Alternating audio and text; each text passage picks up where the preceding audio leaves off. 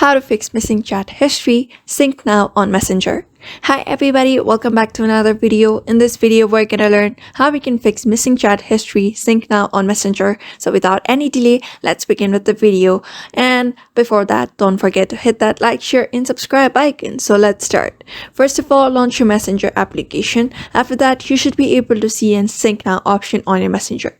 If that Messenger sync now is not available, in order to set it up, what you can do is simply go to the menu bar at the top left. After that, tap on the gear icon. And here you just need to scroll down a bit until you are able to see privacy and safety. Just tap on privacy and safety, and here you should be able to see end-to-end encrypted chats under security. Just tap on that option, and here you can see manage storage option.